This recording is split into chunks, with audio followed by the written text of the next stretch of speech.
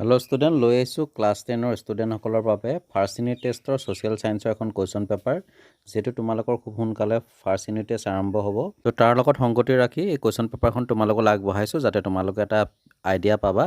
আৰু ইয়াৰ পূৰ্বে মই আছামিছ, ইংলিছ, ছায়েন্স আৰু মেথছৰ কুৱেশ্যন পেপাৰ আগবঢ়াইছোঁ ফাৰ্ষ্ট ইউনিট টেষ্টৰ। যদি তোমালোকে চোৱা নাই চাব পাৰিবা, ডেছক্ৰিপশ্যনত লিংকসমূহ দিয়া আছে।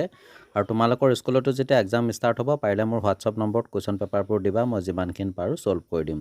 তো আহা তেতিয়াহ'লে আমি সময় ৱেষ্ট নকৰি কুৱেশ্যন পেপাৰখন ডিছকাছ কৰোঁ। কুৱেশ্যন পেপাৰখনৰ ছেকশ্যন 8 মুঠ 25টা MCQ দিছে। তাৰে 1 নম্বৰটো দিছে বংগ বিভাজনৰ অন্তৰালত ব্ৰিটিছ চৰকাৰৰ মুখ্য উদ্দেশ্য কি আছিল। তো ইয়াত আমাক যি 4টা অপশ্যন দি দিছে, তাৰ ভিতৰত শুদ্ধ অপশ্যনটো হ'ব অপশ্যন চি, জাতীয় জাগৰণ দমন কৰা। 2 নম্বৰটো দিছে বংগ বিভাজন কোন ভাইচৰয়ৰ শাসনকালত সংঘটিত হৈছিল। একেবাৰে চিম্পল এইটো। ইয়াত শুদ্ধ অপশ্যনটো হ'ব অপশ্যন চি, লৰ্ড কাৰ্জন। মনত ৰাখিবা, বংগ বিভাজন সংঘটিত হৈছিল 1905 চনত। কুৱেশ্যন নম্বৰ 3 দিছে ব্ৰিটিছ চৰকাৰে পূৰ্ববংগ আৰু অসম নামৰ নতুন প্ৰদেশ দুখন গঠন কৰাৰ আঁৰৰ উদ্দেশ্য কি আছিল। তো এই ক্ষেত্ৰত ব্ৰিটিছ চৰকাৰৰ মুখ্য উদ্দেশ্য আছিল অপশ্যন বি, বংগবাসীৰ জাতীয় জাগৰণ হ্ৰাস কৰা।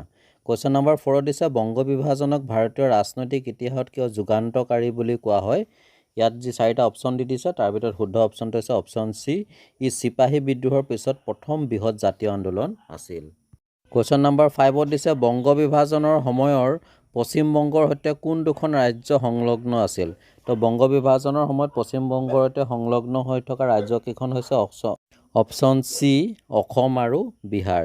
কুৱেশ্যন নম্বৰ 6 দিছে স্বদেশী আন্দোলন কিয় আৰম্ভ হৈছিল। তো ইয়াত স্বদেশী আন্দোলন আৰম্ভ হোৱাৰ মূল কাৰণটো হৈছে অপশ্যন বি, ইংৰাজ চৰকাৰৰ বংগ বিভাজনৰ বিৰুদ্ধে। কুৱেশ্যন নম্বৰ 7 পশ্চিমবংগত থকা দামোদৰ নদীয়ে প্ৰতি বছৰে বানপানীৰ সৃষ্টি কৰে। সেয়ে দামোদৰ নদীৰ ওপৰত বান্ধ নিৰ্মাণ কৰি জলবিদ্যুৎ শক্তি উৎপাদন আৰু জলসিঞ্চনৰ ব্যৱস্থা কৰা হৈছে। উক্ত কথাখিনি সম্পদৰ কোনটো বৈশিষ্ট্যৰ লগত জড়িত। ইয়াত উক্ত বৈশিষ্ট্যটো হৈছে অপশ্যন এ, সম্পদৰ উপকাৰিতা। নেক্সট কুৱেশ্যন নম্বৰ 8 দিছে তলত অৰ্থনৈতিক ভূগোলৰ শাখাৰ বিষয়বস্তুসমূহ উল্লেখ কৰা হৈছে, শুদ্ধ উত্তৰটো বাছি উলিওৱা। এই ক্ষেত্ৰত যদি আমি ভালকৈ অপশ্যনসমূহ চাওঁ, শুদ্ধ অপশ্যনটো হ'ব অপশ্যন ডি, পৰিকল্পনা আৰু উন্নয়নমূলক ভূগোল। এইটো হৈছে বহনক্ষম উন্নয়ন। তোমালোকে তালিকাখন চাবা, ইয়াৰ পৰা বিভিন্ন প্ৰশ্ন পৰীক্ষাত আহি থাকে। তো এই তালিকাখন ভালকৈ তোমালোকে ষ্টাডি কৰিবা। নেক্সট কুৱেশ্যন নম্বৰ 9 দিছে তুমি পঢ়া বিদ্যালয়খনত এইবাৰ হাইস্কুল শিক্ষান্ত পৰীক্ষাৰ ফলাফল ভাল হোৱাৰ বাবে জনসাধাৰণৰ মাজত প্ৰচাৰ কৰিবলৈ কেইবাটাও প্ৰচাৰ মাধ্যমৰ সংবাদদাতা উপস্থিত হৈছে। উক্ত সংবাদদাতাসকল তলৰ কোনটো বৃত্তিৰ অন্তৰ্গত। তো ইয়াত আমাক যি 4টা বৃত্তি দি দিছে, তাৰ ভিতৰত শুদ্ধ বৃত্তিটো হ'ব অপশ্যন চি, তৃতীয় বৃত্তি।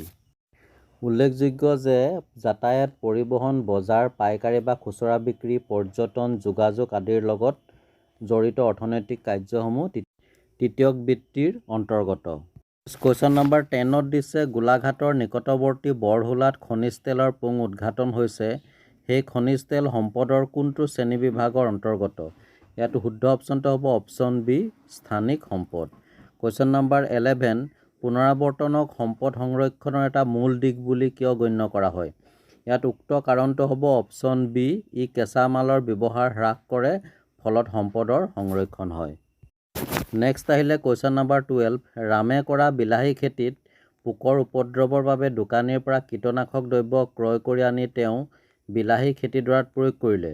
এতিয়া কুৱেশ্যনটো হৈছে এই কীটনাশক দ্ৰব্যবিধে ৰামক কি কৰিব। তো ইয়াত শুদ্ধ অপশ্যনটো হ'ব অপশ্যন চি, উপকাৰ আৰু অপকাৰ দুয়োটাই কৰিব।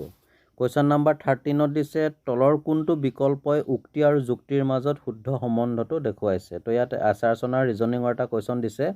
এতিয়া আমাক উক্তিটো দিছে ইংলেণ্ডৰ সংসদীয় গণতন্ত্ৰ গণৰাজ্য নহয়। এই উক্তিটো সত্য হয়, আৰু ইয়াৰ যিটো ৰিজনটো দিছে ইংলেণ্ডৰ ৰাষ্ট্ৰৰ মুৰব্বীজন ৰাইজে নিৰ্বাচন কৰে। এই কাৰণটো কিন্তু শুদ্ধ নহয়, কাৰণ ইংলেণ্ডৰ ৰাষ্ট্ৰপ্ৰধানজন পুৰুষানুক্ৰমে নিৰ্বাচিত হয়। গতিকে দেখা গ'ল যে ইয়াত শুদ্ধ অপশ্যনটো হৈছে অপশ্যন চি, কেৱল এ শুদ্ধ। নেক্সট কুৱেশ্যন নম্বৰ 14 দিছে সমাজবাদী আৰু ধৰ্মনিৰপেক্ষ এই শব্দ দুটা সংবিধানৰ প্ৰস্তাৱনাত সংযোগ কৰা হয়। তো ইয়াত আমাক সময়খিনি বিচাৰিছে। দেখা গ'ল যে ইয়াত শুদ্ধ অপশ্যনটো হৈছে অপশ্যন এ, 18 ডিচেম্বৰ 1976। কুৱেশ্যন নম্বৰ 15 দিছে অৰ্ধ যুক্তৰাষ্ট্ৰক আৰু কি বুলি জনা যায়। তো অৰ্ধ যুক্তৰাষ্ট্ৰক আৰু অপশ্যন চি, গঠনত যুক্তৰাষ্ট্ৰ কিন্তু আদৰ্শত এককেন্দ্ৰিক বুলি জনা যায়।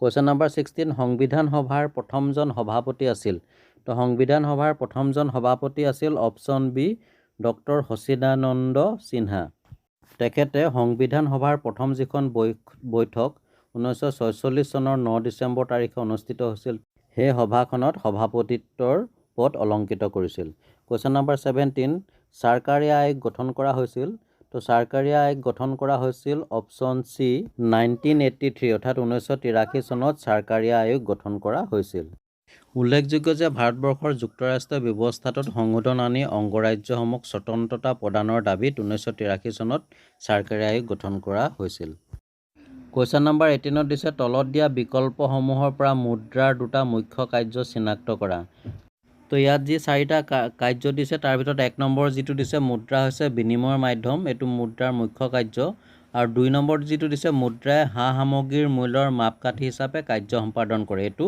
মুদ্ৰাৰ এটা মুখ্য কাৰ্য গতিকে শুদ্ধ অপশ্যনটো হ'ব অপশ্যন এ 1 আৰু 2 কুৱেশ্যন নম্বৰ 19ত আমাক এ আৰু বি শুদ্ধভাৱে মিলাবলৈ দিছে তো ইয়াত স্তম্ভ এত আমাক মুদ্ৰাৰ কিছুমান প্ৰকাৰ দিছে আৰু অপশ্যন বিত সেই মুদ্ৰাসমূহৰ বিনিময়ৰ মাধ্যম দিছে যাক আমি শুদ্ধভাৱে সজাব লাগে তো একে আমি এনেধৰণে মিলাব পাৰোঁ গতিকে দেখা গ'ল যে এই ক্ষেত্ৰত আমাৰ শুদ্ধ অপশ্যনটো হৈছে option A 1D 2C 3B 4A next question number 20ত এটা ইম্পৰ্টেণ্ট কুৱেশ্যন দিছে নাবাৰ্ডৰ সম্পূৰ্ণ ৰূপটো চিনাক্ত কৰা তো ইয়াত নাবাৰ্ডৰ সম্পূৰ্ণ ৰূপটো হ'ব option A national bank for agriculture and rural development question number 21 ভাৰতৰ আটাইতকৈ পুৰণি বেংক হ'ল তো ভাৰতৰ আটাইতকৈ পুৰণি বেংকটো হৈছে option B bank of Hindustan উল্লেখযোগ্য যে উক্ত বেংকটো 1770 চনত স্থাপন কৰা হৈছিল নেক্সট কুৱেশ্যন নম্বৰ 22 ইয়াত দিছে তলৰ উক্তিকেইটা বিবেচনা কৰি শুদ্ধ উত্তৰটো বাছি উলিয়া